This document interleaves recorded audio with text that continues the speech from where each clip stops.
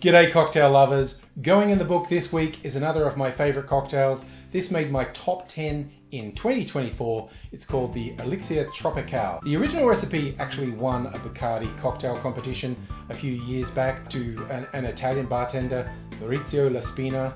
Apologies to that man if I just grossly mispronounced his name. It won a competition. I tried it. I really liked it. Although I do have to admit, I'm not going to be using Bacardi rum in this. Not saying Bacardi make no good rums, but their default white rum is Besides which, I like to support local, so I'm going to be using local white rums. In fact, I'm going to have a little bit of fun. The default recipe had 60 mils of white rum, but I'm going to mix things up a bit. That was a cocktail pun. I like to experiment, and I think you should too. I think cocktail recipes should be like signposts that lead you to where you're going, not some holy scripture that cannot be altered one iota. I'm not saying bartenders don't put a lot of work into their recipes. They do, and it is always worth learning from people with more experience and expertise. But you can keep the balance of cocktails while changing around some of the ingredients. It just takes a bit of practice. If you don't get it right the first time, that's what we call a learning experience. It's only a waste if you don't learn from it. For my version of the cocktail, I'm going to split the base, starting by upping the tropical elements by using some coconut rum. In fact, my homemade coconut rum, which is quite easy to do. Just get some sweetened condensed coconut milk, mix it with some white rum, let it sit for a couple of days, shake it every now and then to make sure it's all mixing in, and then when you're ready, strain it through a coffee filter to get rid of the sediment, and you have a nice coconut rum liqueur. It's got a great texture, tastes way better than Malibu.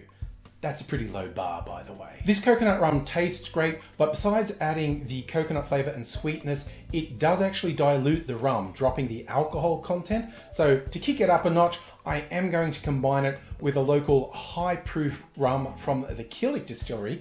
Clocks in at 59% ABV or 118 proof. And look, check it out. It won gold at the World Rum Awards. The third alcohol content in the cocktail is the maraschino liqueur, and we've got the sweeteners and bitters to go in there as well. But that's all the ins and outs. I'll show you now how to make it.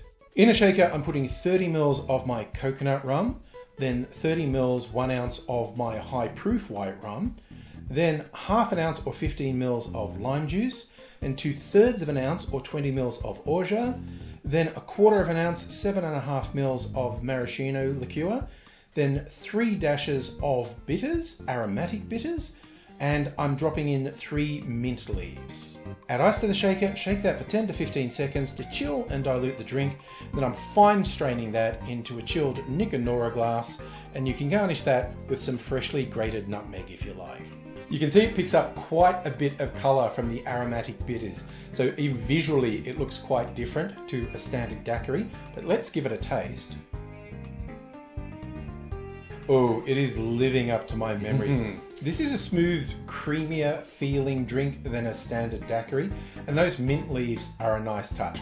I did the fine straining because shaking with the mint leaves tends to shred them up, and I didn't want little bits of mint leaf in the glass. Maybe you like that sort of thing. If you do, don't fine strain it. This is sweeter than a regular daiquiri with the orgeat and the maraschino liqueur, but it isn't too sweet, and they both add a bit of nutty complexity in there as well, which is nice, which I think is one of the things that pushed it up into my favorites list for 2024. This is a very easy drinking cocktail. I think it'd be a real crowd pleaser if you're having a party. Hey, if you like doing the frozen version of cocktails and you have the blender, go for it. Not really my thing, but if you got a good blender and the will, I say go for it.